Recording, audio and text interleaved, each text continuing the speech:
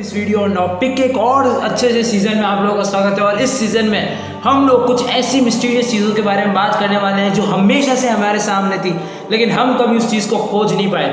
ऐसी ऐसी चीज़ें, ऐसी ऐसी पुरानी चीज़ें जो हमें पता होते हुए भी हमें नहीं पता है। इस सीज़न में हम आपको लेके चलेंगे एक बहुत खास जर्नी पे, जिसमें आप नई नई चीज़ों के बारे में जानेंगे। आप ऐसी ऐसी मिस्टीरियस चीज़ों के बारे में जानेंगे जिनके बारे में आपने कभी सोचा भी नहीं होगा। तो चलिए शुरू करते हैं नॉपिक का एपिसोड 1 सीजन 2। Let's start.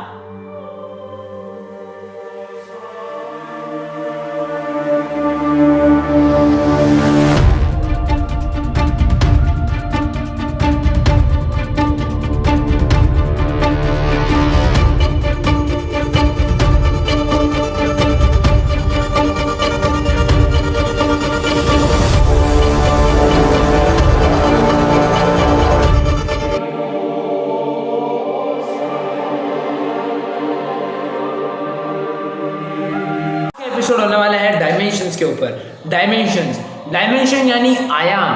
आज हम हमारी साइंटिफिक थ्योरीज के साथ साथ हिंदू माइथोलॉजी को लेके डायमेंशंस को जानने की कोशिश करेंगे। हमारी साइंटिफिक थ्योरी के हिसाब से टोटल 10 डायमेंशंस एग्जिस्ट करते हैं। अगर मैं बात करूँ हमारी स्ट्रिंग फील्ड थ्योरी, जिस थ्योरी के हिसाब से 10 डायमेंशन इस ब्रह्मांड में और इस ब्रह्मांड के परे एग्जिस्ट करते हैं। जबकि अगर मैं बात करूं हमारे हिंदू के वेद और ग्रंथों के अनुसार 64 डायमेंशंस हैं, यानी कि 64 अलग अलग आयाम जो कि हमारे पूरे ब्रह्मांड को नियंत्रण रखते हैं। तो हम आज एक एक आयाम को एकदम अच्छी तरह से जानेंगे।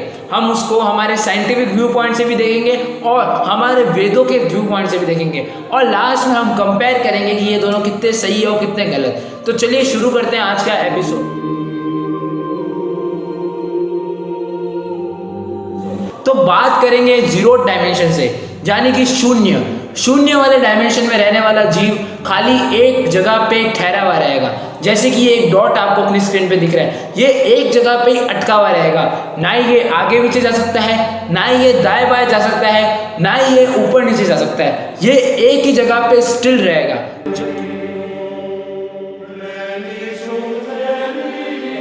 जबकि मैं बात करूं 1D के बारे में, यानी फर्स्ट डायमेंशन के बारे में, तो फर्स्ट डायमेंशन में रहने वाला जीव खाली एक ही लाइन में आगे की तरफ जा सकता है, यानी कि एक ही लाइन में वो सीधा सीधा जाता रहेगा।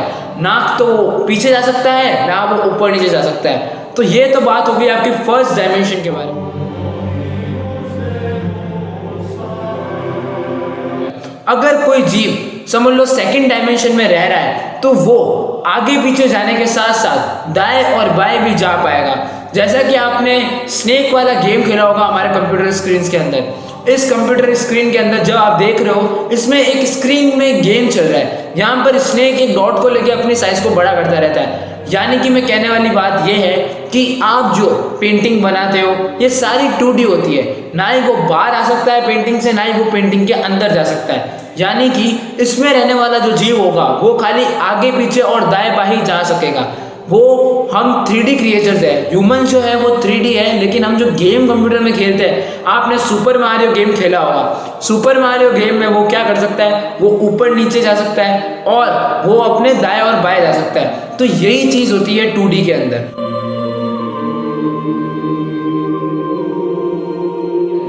जबकि अब मैं बात करूं हमारे 3 डायमेंशंस के बारे में। 3 डायमेंशन में एक बहुत ही शानदार चीज है। 3 डायमेंशन के साथ के अंदर हम आगे पीछे दाएं बाएं के साथ साथ ऊपर और नीचे, यानी हमारे डायमेंशन में लेंथ, ब्रेड्थ और हाइट भी होगी। तो ये बात हो गई 3D डायमेंशन के बारे में जिसमें हम रहते हैं।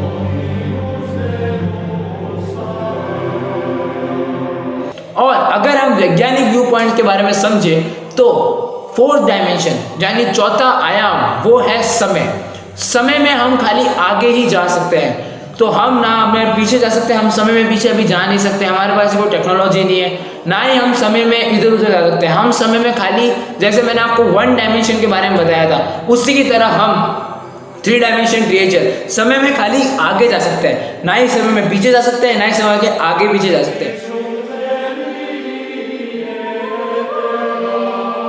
बात करते हैं हमारे 5वें आयाम के बारे में, यानी 5D, यानी इसको ब्रह्म आयाम कहते हैं। इस आयाम के अंदर ब्रह्मदेव निवास करते हैं, वही ब्रह्मदेव जिससे अलग अलग ब्रह्मांड का निर्माण होता है। एक ब्रह्मा एक ब्रह्मांड का निर्माण करता है और एक ब्रह्मा एक ब्रह्मांड के उत्पन्न होता है, यानी एक ब्रह्मांड जो होगा वो एक ब्रह्मा से उत्पन्न होगा। तो ये तो बात हो गई हमारी हिंदू माइथोलॉजी के बारे में। लेकिन अब मैं बात करूँ हमारे साइंटिफिक नज़र से समझने की कोशिश करते हैं 5 डायमेंशन को। समझ लो कि आपको करियर चुनना है और आप क्रिकेटर बन सकते हो या फुटबॉल में जा सकते हो। अब आप इन दोनों चीज़ में अच्छे हो, और लेकिन अगर आप 4 डायमेंशन की दुनिया जिसमें अभी हम रह रहे हैं उसमें आप एक ही चीज़ चुन सकते हो। लेकिन अगर सोचो, अगर आप 5th डायमेंशन के कोई जीव हो तो आप एक ही टाइम पे 2 अलग अलग करियर चुन सकते हो, और ये बिल्कुल आसान है क्योंकि 5 डायमेंशन पे समय की कोई बाधा नहीं होती। हम समय से भी एक डायमेंशन ऊपर की बात कर रहे हैं। इस डायमेंशन के अंदर आप एक ही टाइम पे 2 अलग अलग काम बड़े ही आराम से कर सकते हो। तो ये तो बात हो गई हमारे 5th डायमेंशन के बारे में। बात करेंगे 6ठे डायमेंशन के बारे में, यानी 6ठा आयाम, जिसके अंदर महाविष्णु विराजते हैं। महाविष्णु के भी 3 भाग है, कशिरोधकस्य विष्णु, कर्बोदकस्य विष्णु और महाविष्णु। महाविष्णु 6ठे आयाम में रह के ऊर्जा का निर्माण करते हैं, जो कि नीचे के आयाम जो 5 जो मैंने आपको डायमेंशंस के बारे में बताया था उनमें एनर्जी 6ठे आयाम के विष्णु भेजते हैं। और जो कर्बोदकस्य विष्णु है उनसे ही ब्रह्मा का निर्माण होता है, जिससे ब्रह्मांड का निर्माण होता है।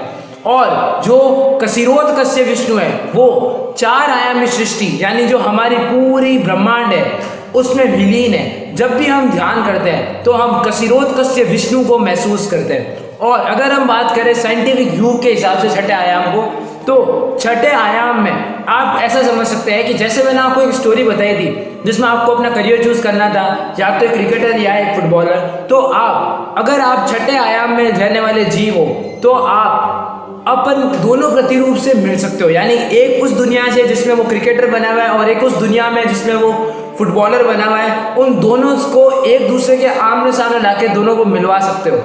और इसमें 6ठे आयाम में प्रॉब्लम ये है कि ये चीज़ आपको करने के लिए आपको बहुत बड़ी ट्रैवल जर्नी करनी पड़ेगी, यानी आपको अलग अलग ब्रह्मांड में बहुत ज़्यादा घूमना पड़ेगा।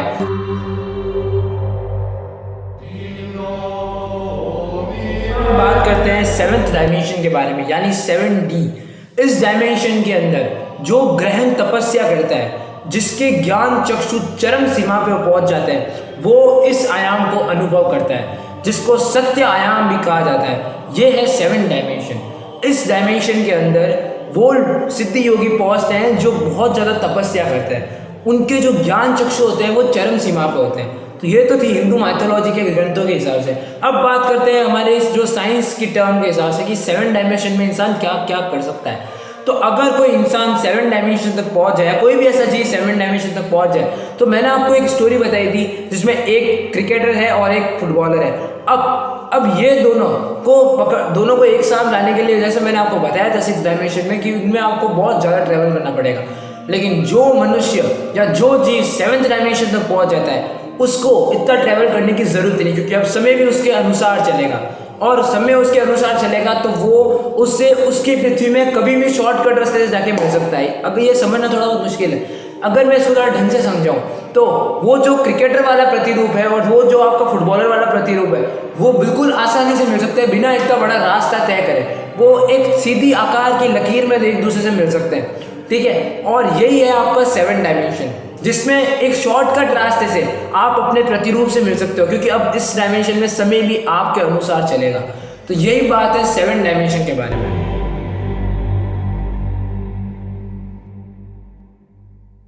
8वें आयाम के बारे में। 8वां आयाम, इसके अंदर भगवान शिव का भौतिक रूप पाया जाता है और इसी आयाम को कैलाश नाम दिया गया है। ग्रंथों के हिसाब से इस आयाम में, 8वें आयाम में भगवान शिव का भौतिक रूप निवास करता है। इसीलिए जो सिद्धि योगी और जो भी बड़ी बड़ी तपस्या करते हैं, जो हिमालय में जाके तपस्या करते हैं, वो लोग इसी आयाम तक पहुंचने की कोशिश करते हैं, क्योंकि जो सत्य आयाम जो कि 7th डायमेंशन है, वहाँ से अच्छा ज्ञान लेके वो भगवान शिव को पाना जाता है। ये तो बात थी हिंदू माइथोलॉजी के हिसाब से। अब बात करते हैं हमारे साइंस के माध्यम से 8 डायमेंशन को समझने के लिए।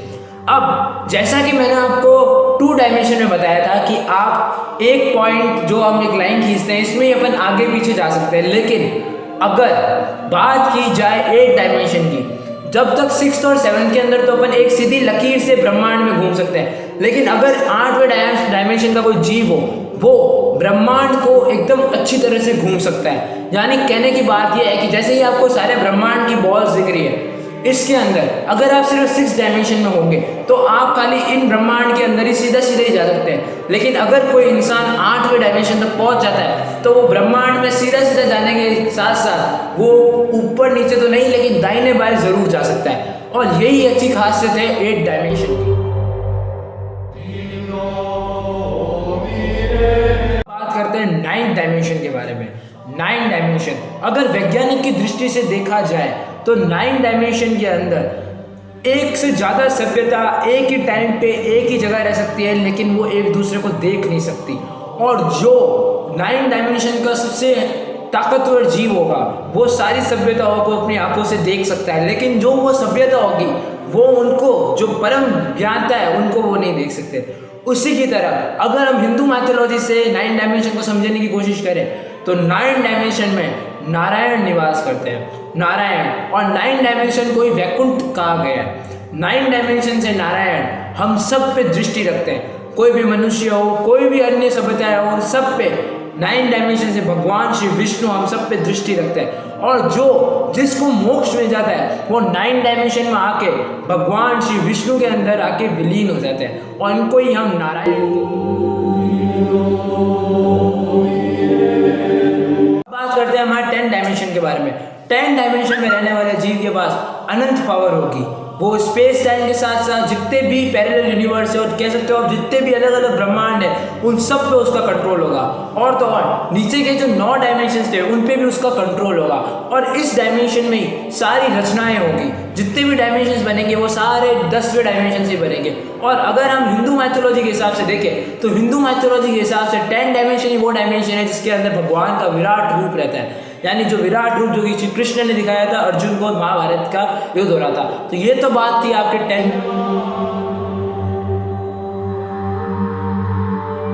हम बात करते हैं 11 डायमेंशन के बारे में। अगर हम स्ट्रिंग थ्योरी के हिसाब से चले तो स्ट्रिंग थ्योरी के हिसाब से सिर्फ 10 डायमेंशन है, लेकिन अगर हम एम थ्योरी के हिसाब से चले तो टोटल 11 डायमेंशन है। लेकिन अगर हम हमारे हिंदू के ग्रंथों के हिसाब से चले तो टोटल 64 डायमेंशन है। अब जो मेरे को लगता है वो ये है कि 64 डायमेंशंस जो ये है ये इंसानों की कल्पना से ही बहुत ज़्यादा परे है, लेकिन हम हमारे कैलकुलेशंस के बेस पे खाली 11 डायमेंशन तक की पहचान सकते हैं। 11 डायमेंशन वो डायमेंशन होगा जिसके अंदर जितनी भी एनर्जी इन सारे डायमेंशन में फैली हुई है, ये सारी एनर्जी जितने भी डायमेंशन ये बने हुए हैं ये सारे बनाने की एनर्जी 11 डायमेंशन में होगी।